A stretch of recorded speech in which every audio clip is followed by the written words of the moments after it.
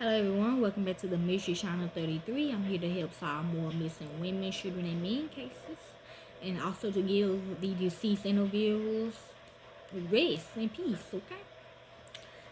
So let's begin. We be talking about H. Holmes, Mr. Stahl, and his first victims, which is Howard Pitezel and his family. They was all murdered in the hotel downtown in my city called Graham Hotel, okay? But these are his kids, Howard Pitezel kids. Okay? Family patriarch Benjamin wasn't the only Pitezel family member H. Holmes murdered. Watch the movie The Shining. The story of Benjamin's murder is confusing because of all the various explanations Holmes offered afterwards at different points between his arrest and his date with the gallows. The story of the three murdered Pitezel children is confusing simply because it seems inexplicable. The time shortly after Benjamin's death was confusing in and of itself. Pitezel had been living in Philadelphia under the name Perry. It could be his real last name. But the large life insurance policy was for Pitezel. In order to see that money, new widow Carrie Pitezel had to prove that the man who had been buried was indeed her husband. Because she wasn't in the best of health at the time, and she needed her eldest daughter to help her look after the baby. Carrie sent 14-year-old Alicia to make the identification. Image that for a moment. I think he wanted a hotel. Sending a 14-year-old girl to look at the body of a man who had been for a while and who may or may not have been her father. The man discovered in the patent office had been burned around the face. Just to make matters worse, think about how ill Carrie must have been and how desperately the family needed the insurance money. Young Alice made the identification in the cemetery alongside Holmes, who had traveled separately.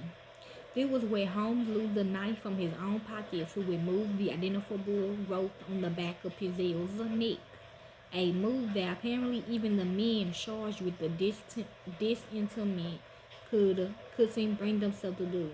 And then young Alice was placed in Holmes' care, kidnapped, joined shortly by her next two younger siblings, Nellie and Howard. When Holmes and Carrie Pitezel were eventually tracked down and both arrested in Boston on November 17, 1984, the authorities couldn't believe that Carrie had no idea where those three children were. Holmes, she was deceased too.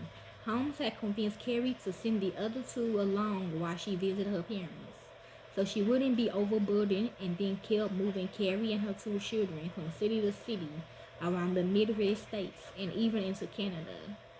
Holmes kept promising that they would meet up with Benjamin after the next train ride at the next hotel, but each and every time it seemed that the authorities were hot on his tail. If Pitezel was found alive, then they would all be in trouble for the insurance scam, and that money was gone, most of it given to Holmes. During the weeks between the identification of Benjamin Pitezel's body and the Pinkerton National Detective Agency finally catching up with Holmes, he kept up these strange travels by navigating three separate groups of people from city to city. Like he would literally kidnap people from where the hell he would go and bring them to my city. Okay? Holmes needed to keep Carrie and her two children separated from Alice, Nellie, and Howard so they wouldn't cross paths and start sharing information that would prove he was a liar. On top of them, he also took along his wife, Georgina Yana Yoke, who believed herself to legally be Miss Howard, okay? I know you married her. Holmes already had two wives, a Miss Holmes and a Miss Mudgett, his first and therefore only legal marriage. But Miss Yoke was not aware of this at the time, nor was she aware of any of the Pitezels. Okay. It was only in April 1896 that Holmes finally addressed these strange activities, albeit to a limited degree. Although his newspaper confession admits to 27 murders, the first 23 was really only a lead up to the discussion of the Pitezel's. Here, Holmes finally confessed that his 25th victim was young Howard Pitezel. All three Pitezel children had been delivered to the Suckle House in Indianapolis on October the 1st. This seemed to be Holmes' usual MO, meeting the children's train, finding them a place to stay, and giving the perpetrators some sort of story about orphans before leaving the children largely alone. He had other friends to meet and other people to install in other hotels. On top of this, he had to intimidate the various Pitezel's to make sure they stayed indoors and didn't accidentally meet up with each other. Yes, yeah. That's why me and my husband did the movie because it was like he said it was an illusion, okay, something like that. Holmes' description of what happened in Indiana also lays the foundation for his usual actions in a new city. After taking some time away to deal with lawyers and the insurance money, he returned to Indiana and started looking for a house to rent. He found a suitable place in Arlington, yeah, and paid the rent on October the 6th. The bodies, okay? This meant multiple interactions with locals, paying the rent, picking up the keys from a former occupant, and dealing with a repairman.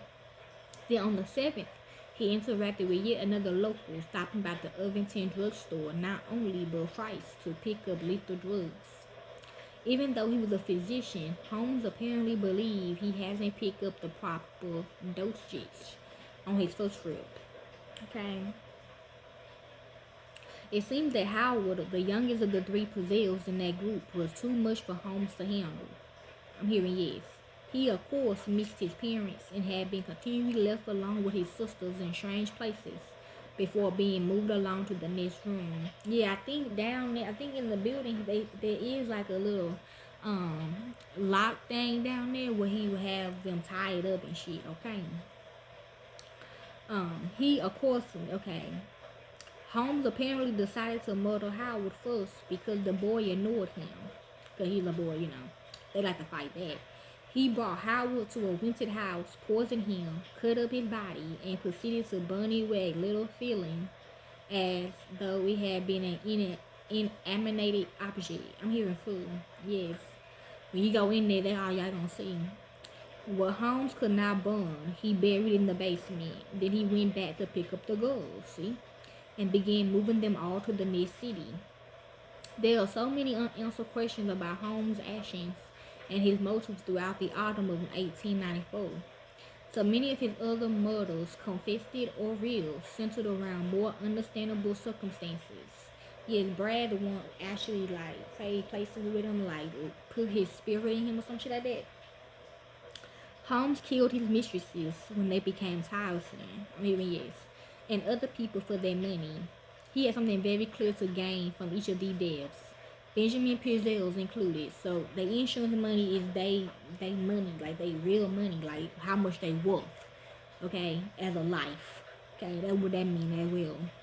But why take three of the children away from nearly widow Carrie, especially the kids? Okay, if you kill a kid, like you can't be touched for years, you know, 'cause they pure.